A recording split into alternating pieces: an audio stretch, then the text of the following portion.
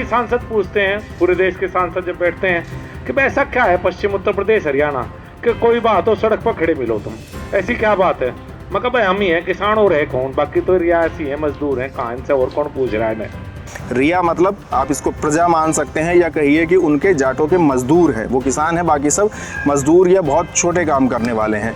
इस बात की बहुत बड़ी नाराज़गी उस क्षेत्र में थी, खास करके ठाकुर और त्यागी मतदाताओं में।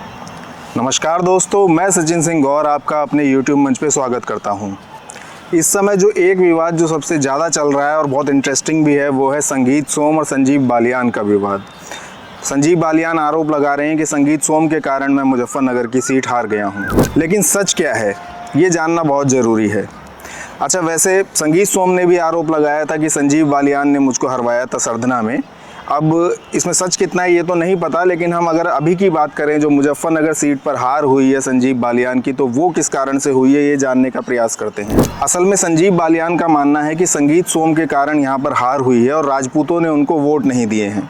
यदि हम पिछला चुनाव देखें 2019 का, तो उसमें जो काउंटिंग हुई थी और उसमें संजीव बालियान की जीत हुई थी मात्र 5 या 6 हज़ार वोटों से, और वो सारे दिन हारते रहे थे। और लास्ट में जब सरधना के वोट खोले थे विधानसभा के, तब उनकी लीड बननी शुरू हुई, उन्होंने पिकअप किया और लास्ट में वो जीत गए 5 या 6 हज़ार वोटों से। तो सरधना के कारण ही जीत हुई थी पिछली बार भी।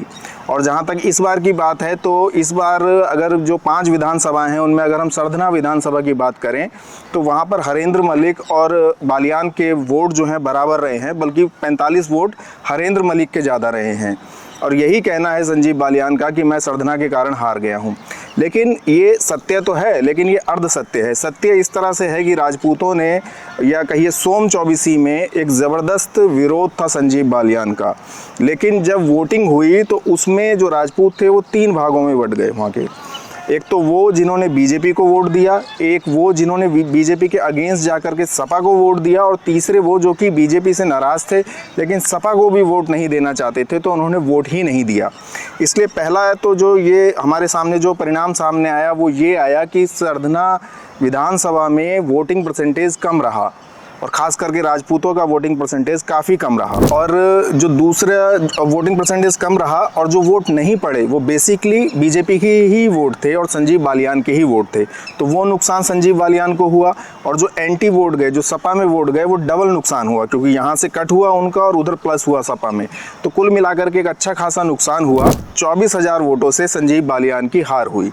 तो हम ऐसा मान सकते हैं कि सरधना के कारण हार हुई है, लेकिन सिर्फ यही एक कारण है ऐसा भी नहीं है, क्योंकि वो चरथावल और बुढ़ाना में भी हार गए हैं जो जाट बहुल क्षेत्र है।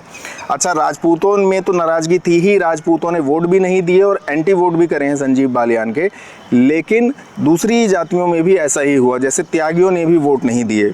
एक त्यागी समाज का प्रत्याशी निर्दलीय भी खड़ा हुआ जिसे 7-7.5 हज़ार वोट मिले, जो मुख्यतः त्यागियों के ही मिले, और ये वोट भी जो कटे वो संजीव बालियान के ही वोट कटे, नहीं तो वो वोट संजीव बालियान को मिलते। त्यागी समाज में भी नाराज़गी थी। इसके अलावा सैनी में भी नाराज़गी थी। बीएसपी ने दारा सिंह प्रजापति को खड़ा किया था। दारा सिंह प्रजापति को दलित वोट तो मिले ही, प्रजापति समाज के भी मिले। कश्यप वोट में भी सेंध लगी जो सपा की तरफ गया। तो कुल मिलाकर के काफ़ी सारी जातियों की नाराज़गी थी, जिसका परिणाम संजीव बालियान के सामने आया। और इससे भी बढ़कर उन्हें जाटों के भी सारे वोट नहीं मिले। उनको लगभग 60 से 65% जाट वोट मिला है और 30 से 35% या 40% तक जो वोट है वो हरेंद्र मलिक को मिला है। तो पूरा जाट वोट ना मिलना भी एक हार का कारण है, और ये भी तब जबकि संजीव बालियान स्वयं जाट थे और जयंत चौधरी भी इस बार बीजेपी के साथ थे, फिर भी नहीं मिला। और एक कारण ये भी माना जा रहा है कि जयंत चौधरी ने भी ऐसी कोई अपील नहीं करी कि संजीव बालियान को सारे जाट वोट दें, और इनफैक्ट वो चाहते थे कि संजीव बालियान हार जाएं, क्योंकि 2014 में उनके पिता चौधरी अजीत सिंह को मुजफ्फरनगर से संजीव बालियान ने ही हराया था। तो इस प्रकार से उनकी भी पूरी सपोर्ट संजीव बालियान के लिए नहीं थी और उन्होंने ऐसा कोई प्रचार भी नहीं करा, और इसीलिए जाट वोटों का बंटवारा भी हुआ और हरेंद्र मलिक को भी अच्छे खासे वोट मिल गए। तो कुल मिलाकर के देखा जाए तो ठाकुरों की नाराज़गी का एक बड़ा इम्पैक्ट पड़ा है संजीव बालियान पर, जिससे कि हार 100% सुनिश्चित हुई। लेकिन अन्य जातियों ने भी संजीव बालियान का बहिष्कार किया है, जैसे कि सैनी है, जैसे त्यागी हैं, जैसे कश्यप हैं, प्रजापति हैं, और इनफैक्ट जाट भी हैं। और दूसरी तरफ जो मुस्लिम वोट है वो एक तरफा सपा के पक्ष में पड़ा। संजीव बालियान का कहना है कि मुस्लिम वोटों का ध्रुवीकरण हुआ। वो तो हर बार होता है, पिछली बार भी हुआ था जब सपा बसपा और आरएलडी मिलकर लड़े थे, तब भी सारे वोट जो मुस्लिम वोट थे वो एक तरफ गए थे और इसीलिए इतनी मुश्किल हुई थी जीत संजीव बालियान की। तो कुल मिलाकर के ये है कि ठाकुरों की नाराज़गी का बहुत ज़बरदस्त प्रभाव पड़ा है, लेकिन अन्य बिरादरी या अन्य जातियां भी संजीव बालियान से नाराज़ थीं। कुल मिलाकर के ये उस क्षेत्र के लोगों की नाराज़गी थी जो संजीव बालियान से खुश नहीं थे। उसके 2-3 कारण थे। एक तो उन्होंने जातिवाद किया, अपनी जाति के प्रति उनका रवैया अलग था और दूसरी जाति के लोगों का वो काम नहीं करते थे, ऐसे उन पर आरोप लगे। दूसरा, उन्होंने एक बयान दिया था कि किसान तो जाट ही हैं, बाकी सब रिया हैं। कि सांसद पूछते हैं, पूरे देश के सांसद जब बैठते हैं कि भाई ऐसा क्या है पश्चिम उत्तर प्रदेश हरियाणा कि कोई बात हो सड़क पर खड़े मिलो तुम, ऐसी क्या बात है?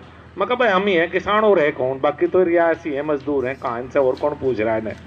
रिया मतलब आप इसको प्रजा मान सकते हैं या कहिए कि उनके जाटों के मजदूर हैं। वो किसान हैं, बाकी सब मजदूर या बहुत छोटे काम करने वाले हैं। इस बात की बहुत बड़ी नाराज़गी उस क्षेत्र में थी, खास करके ठाकुर और त्यागी मतदाताओं में, जो इस बात को बिल्कुल नहीं पसंद कर रहे थे, बिल्कुल नहीं बचा पा रहे थे कि जाट किसान हैं और वो रिया हैं। तो ये कारण थे संजीव बालियान की हार के। अब संजीव बालियान को इन सब बातों को छोड़ करके और संगीत सोम से विवाद में उलझने की जगह अपनी हार को स्वीकार करना चाहिए और आगे बढ़ना चाहिए। अगली बार की कोशिश करनी चाहिए। अगर उनकी मेहनत रंग लाएगी तो अगली बार जीत सकते हैं, नहीं और ये सब इनको छोड़ देना चाहिए। तो वीडियो देखने के लिए धन्यवाद। वीडियो को शेयर कीजिए और चैनल को सब्सक्राइब कीजिए।